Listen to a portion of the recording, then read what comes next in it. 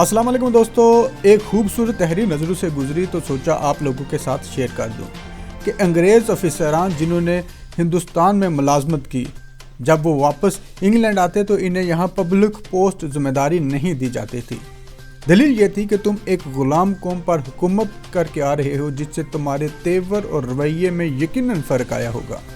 اگر یہاں اس طرح کی کوئی ذمہ داری تمہیں دی جاتی ہے تو تم ایک آزاد انگریز قوم کے ساتھ بھی ویسا ہی برتاؤ کرو گے۔ اس خوبصورت تحریر کے ساتھ ایک بڑا دلچسپ واقعہ ہے جو میں آپ لوگوں کے ساتھ شیئر کرنا چاہتا ہوں۔ یہ واقعہ ایک انگریز خاتون کا ہے جس کا شوہر برطانوی دور میں برصغیر پاک و ہند میں انتظامی آفیسر تھا۔ خاتون نے زندگی کے کئی سال ہندوستان کے مختلف علاقوں میں گزارے۔ واپسی پر اپنی یادداشتوں پر مبنی ایک کتاب لکھی۔ خاتون نے کتاب کے ایک حصے میں لکھا کہ میرا شوہر جب ایک ضلع کا ڈپٹی کمشنر تھا، اس وقت میرا بیٹا 4 سال اور میری بیٹی تقریباً 1 سال کی تھی۔ ڈپٹی کمشنر کو ملنے والی کئی ایکڑ پر محیط رہائش میں ہم رہتے تھے۔ ڈی سی صاحب کے گھر اور خاندان کی خدمت گزاری کے لیے کئی سو افراد مامور تھے۔ روز پارٹیاں ہوتی، شکار کے پروگرام بنتے، ضلع کے بڑے بڑے زمیندار ہمیں اپنے ہاں مدعو کرنا باعث فخر سمجھتے تھے، اور جس کے ہاں ہم چلے جاتے وہ اسے اپنی عزت افزائی سمجھتا۔ ہمارے ٹھاٹ پاٹ ایسے تھے کہ جو برطانیہ میں ملکہ اور شاہی خاندان کو بھی مشکل سے میسر تھے۔ ٹرین کے سفر کے دوران نوابی ٹھاٹ سے آراستہ ایک عالی شان ڈبہ ڈپٹی کمشنر صاحب کی فیملی کے لیے مخصوص ہوتا۔ جب ہم ٹرین میں سوار ہوتے تو ایک سفید لباس میں ملبوس ڈرائیور ہمارے سامنے دونوں ہاتھ باندھ کر کھڑا ہوتا اور سفر کے آغاز کی اجازت طلب کرتا۔ اجازت ملنے پر ہی ٹرین چلنا شروع ہوتی۔ ایک بار ایسا ہوا کہ ہم سفر کے لیے ٹرین میں بیٹھے تو روایت کے مطابق ڈرائیور حاضر ہوا اور اجازت طلب کی۔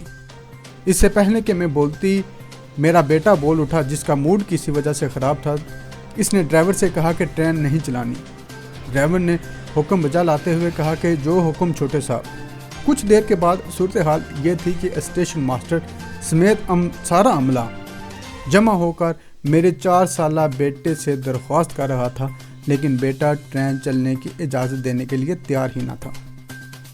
بالآخر بڑی مشکل سے میں نے کئی چاکلیٹس دینے کے وعدے پر بیٹے سے ٹرین چلوانے کی اجازت دلوا کر سفر کا آغاز کیا۔ چند ماہ بعد میں دوستوں اور رشتہ داروں سے ملنے واپس برطانیہ آئی۔ ہم بذریعہ بحری جہاز لندن پہنچے۔ ہماری منزل ویلز کی ایک کاؤنٹی تھی جس کے لیے ہم نے ٹرین کا سفر کرنا تھا۔ بیٹی اور بیٹے کو اسٹیشن کے ایک بینچ پر بٹھا کر ٹکٹ لینے چلی گئی۔ قطار طویل ہونے کی وجہ سے خاصی دیر ہو گئی، جس پر بیٹے کا موڈ خراب ہو گیا۔ جب ہم ٹرین میں بیٹھے تو عالی شان کمپاؤنڈ کے بجائے فرسٹ کلاس کی سیٹیں دیکھ کر بیٹا ایک بار پھر ناراضگی کا اظہار کرنے لگا۔ وقت پر ٹرین نے وسل دے کر سفر شروع کیا، جس پر بیٹے نے باقاعدہ چیخنا چلانا شروع کر دیا۔ وہ زور زور سے کہنے لگا کہ یہ کیسا الو کا پٹھا ڈرائیور ہے جس نے اجازت لیے بغیر ٹرین چلانا شروع کر دی۔ میں پاپا سے کہہ کر اس کو جوتے لگواؤں گا۔ میرے لیے اسے سمجھانا، خاتون لکھتی ہے کہ میرے لیے اسے سمجھانا مشکل ہو گیا تھا کہ یہ اس کے باپ کا ضلع نہیں، آزاد ملک ہے۔ یہاں ڈپٹی کمشنر کے 3 درجے کے سرکاری ملازم تو کیا، وزیر اعظم اور بادشاہ کو بھی یہ اختیار حاصل نہیں کہ وہ اپنی انا کی تحسین کے لیے عوام کو خوار کرے۔ 14 اگست 1947 ہم نے انگریزوں سے آزادی تو حاصل کر لی، کیا انگریزوں کے نظام سے چھٹکارا حاصل کر سکے؟ اگر نہیں تو کیسے کرنا ہے اور کب کرنا ہے، یہ ہم نے سوچنا ہے۔